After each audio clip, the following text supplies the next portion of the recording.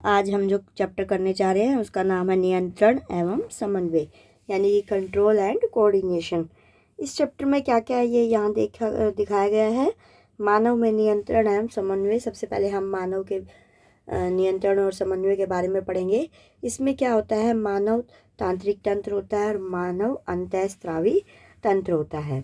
तो तांत्रिक तंत्र में क्या होता है, केंद्रीय तंत्रिका तंत्र होता है, परिधीय तंत्रिका तंत्र होता है और स्वशासी तंत्रिका तंत्र होता है। तो 3 प्रकार के तंत्रीय तंत्र होते हैं मानव तंत्रिका तंत्र में, केंद्रीय, परिधीय और स्वशासी। अब केंद्रीय तंत्रिका तंत्र में क्या क्या होता है, मस्तिष्क और मेरुरज्जु होता है। इसी तरह से परिधीय तंत्रिका तंत्र में कपाल तंत्रिका, मेरु तंत्रिका और स्वशासी तंत्रिका तंत्र में संवेदी और परिसंवेदी तंत्रिका होती है। अब देखो, मस्तिष्क के भी पार्ट होते हैं, अग्र मस्तिष्क, मध्य मस्तिष्क और पश्च मस्तिष्क। अब पश्च मस्तिष्क के भी पार्ट होते हैं, अनुमस्तिष्क और मेडुला, ये हम कहते हैं, ये बीच में है पोन्स। अब अंतःस्रावी तंत्र कौन कौन से, hypothalamus, pituitary, thyroid, parathyroid, thymus, अग्नाशय, एडिनल, अंडाशय, वृषण। इसके बाद है, इसी तरह से ये दिखा रखा है, पादपों में नियंत्रण एवं समन्वय के लिए पादप हार्मोन होते हैं, पादप गतियाँ होती हैं। जो पादप हार्मोन होते हैं ये वृद्धि में सहायक होते हैं, वृद्धि संबंधक होते हैं और पादप गतियाँ उद्दीपन के प्रति अनुक्रिया होती है और अनुवर्तन होता है। अब वृद्धि में जो सहायक होते हैं वो कौन कौन होता है, ऑक्सीन, जिब्रेलिन, साइटोकाइनिन, ठीक है। और वृद्धि संबंधक जो होते हैं वो एब्सिसिक अम्ल होता है। अब एब्सिसिक अम्ल के भी यहाँ पे पार्ट दिखाए गए हैं, जलानुवर्तन, प्रकाशानुवर्तन, गुरुत्वानुवर्तन, रसायनानुवर्तन, स्पर्शानुवर्तन, ये आपके पार्ट हैं वृद्धि संबंधक के। अब देखो, इसमें सभी सजीव अपने पर्यावरण में हो रहे परिवर्तनों के अनुरूप अनुक्रिया करते हैं। पर्यावरण में हो रहे ये परिवर्तन जिसके अनुरूप सजीव अनुक्रिया करते हैं उद्दीपन कहलाते हैं, जैसे कि प्रकाश, ऊष्मा, ठंडा, ध्वनि, सुगंध, स्पर्श। अब क्या होता है बेटा, हमें कोई चीज़ गर्म लगती है तो हम अपना हाथ हटा लेते हैं, ये हम अनुक्रिया कर रहे हैं परिवर्तन के अनुरूप। जब हमें ठंड लगती है तो हम सर्दी वाले कपड़े पहन लेते हैं। कोई हमें तेज ज़्यादा जोर की ध्वनि सुनाई दे रही है, हम उसे नहीं सुनना चाहते तो हम अपने कानों में रुई डाल लेते हैं। इसी तरह से हमें सुगंध आती है, दुर्गंध आती है, स्पर्श करने से किसी चीज़ का पता चलता है ये कैसी है, सॉफ्ट है, हार्ड है, कठोर है, कम मुलायम है ना। तो ये सब हम अनुक्रिया करते हैं। पौधे एवं जंतु अलग अलग प्रकार से उद्दीपन के प्रति अनुक्रिया करते हैं और पौधे और जंतुओं में अलग अलग प्रकार से उद्दीपन के प्रति अनुक्रिया होती है। अब जंतुओं में नियंत्रण और समन्वय 2 मुख्य तंत्रों द्वारा किया जाता है, तंत्रिका तंत्र और अंतःस्रावी तंत्र। तंत्रिका तंत्र यहाँ दिखाया गया है, हमारे पास ग्राही होती है, 5 ग्राही होती है हमारी, कान, आँख, त्वचा, नाक, जीभ, ये तुम्हें सब पता ही है। आँख से हम क्या कर सकते हैं, कान से हम सुनते हैं और यही हमारे शरीर का संतुलन बनाते हैं। 5 ग्राही आँख है, इसमें प्रकाश ग्राही, इससे हम देख सकते हैं, देखना होता है। हमारे प्रकाश के प्रति भी क्या होता है, हम ज़्यादा प्रकाश होता है तो अपनी आँखों को बंद कर लेते हैं, छोटा छोटा कर लेते हैं, और कम प्रकाश होता है तो खोल लेते हैं ज़्यादा। जैसे त्वचा है, त्वचा से हमें तापग्राही, ताप का पता चलता है, गर्म है कि ठंडा है, और वो स्पर्श करने पर पता चलता है। नाक से हम घ्राणग्राही, हमें गंध का पता चलता है, और जीभ से हमें रस संवेदी ग्राही, हमें स्वाद का पता चलता है जीभ से। ये हम सबसे ज़्यादा इम्पोर्टेंट जो है इसमें ये है आपका तंत्रिका कोशिका न्यूरॉन। ये बार बार पेपर में पूछा जाता है बेटा, न्यूरॉन का चित्र बनाइए और उसके बारे में लिखिए। ये न्यूरॉन का चित्र बनाया गया है तंत्रिका तंत्र की। यह क्या है, हमारी तंत्रिका तंत्र की संरचनात्मक एवं क्रियात्मक इकाई है, कौन, न्यूरॉन। ये न्यूरॉन की पिक्चर दिखा रखी है, बीच में केंद्रक होता है, ये जो बाहर धागे जैसी संरचनाएं दिखाई दे रही है इनको हम ध्रुमिका कहते हैं, और जो ये लंबी लाइन है इसको हम तंत्रिकाक्ष कहते हैं। पीछे जो हमने ये संरचनाएं दिखाई हैं इनको हम तंत्रिका का अंतिम सिरा कहते हैं। तो ये सब आपके तंत्रिका कोशिका और तंत्रिका पेशीय संधि दिखाई गई हैं।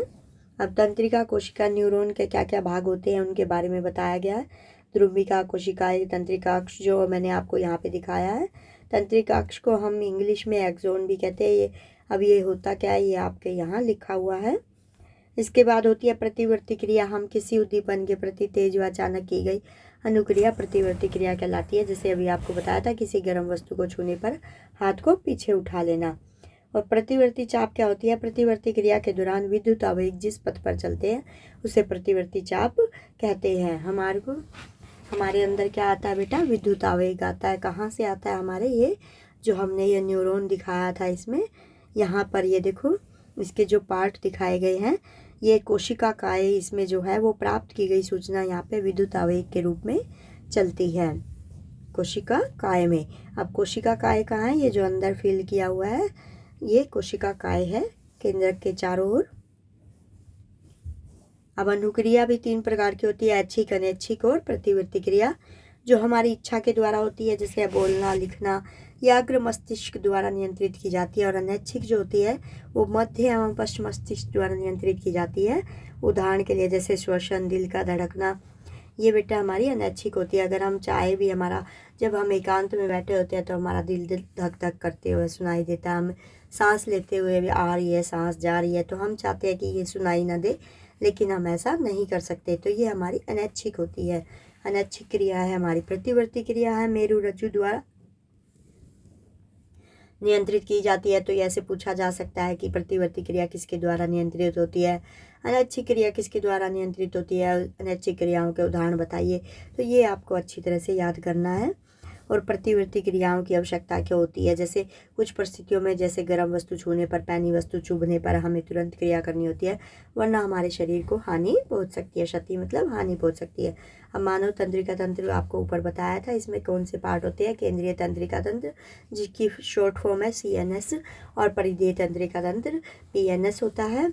अब केंद्रीय तंत्रिका तंत्र में शामिल होते हैं मस्तिष्क और मेरु रज्जु, और ये परिधीय तंत्रिका तंत्र में कपाल तंत्रिका और मेरु तंत्रिका।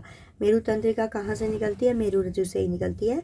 अब ये मस्तिष्क के बारे में बताया गया है। इसमें जो मस्तिष्क होता है सभी क्रियाओं के समन्वय का केंद्र होता है।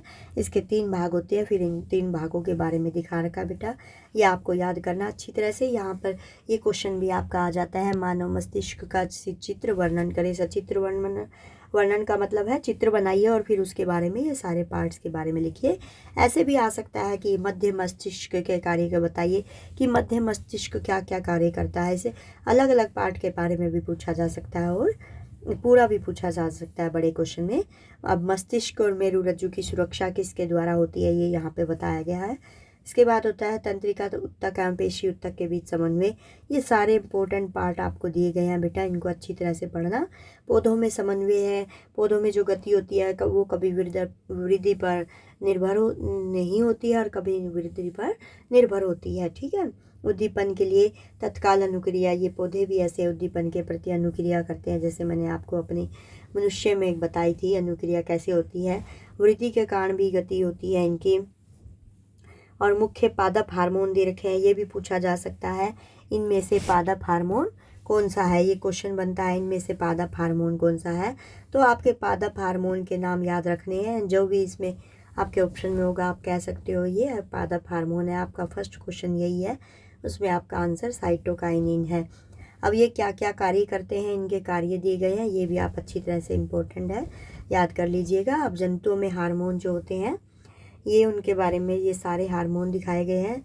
जंतुओं में कौन कौन से हार्मोन होते हैं और उसके बाद कौन कौन सी ग्रंथि में ये पाए जाते हैं, स्थान कौन सा होता है इनका, शरीर में कौन से स्थान पर ये होते हैं और इनके कार्य क्या है, ये भी वेरी वेरी इंपॉर्टेंट है।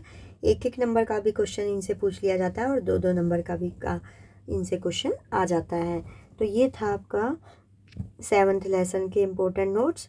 फिर यहाँ पर ये आपको सारे पार्ट्स दिखाए गए हैं, तो ये आप यहाँ पर क्या करेंगे, पार्ट याद कर लेंगे और इनकी पिक्चर को अच्छी तरह से दिमाग में रखेंगे और इनके पार्ट आपसे क्या हो सकता है, पिक्चर दे दें आपको और उनके पार्ट पे एरो लगा दें कि इनके नाम लिखिए। तो आप इनको अच्छी तरह से देख के जाएंगे और बनाने की प्रैक्टिस भी करेंगे कि कौन कौन सी ग्रंथि कहाँ पाई जाती है, ये आपको यहाँ पर पिक्चर में दिखाया गया है।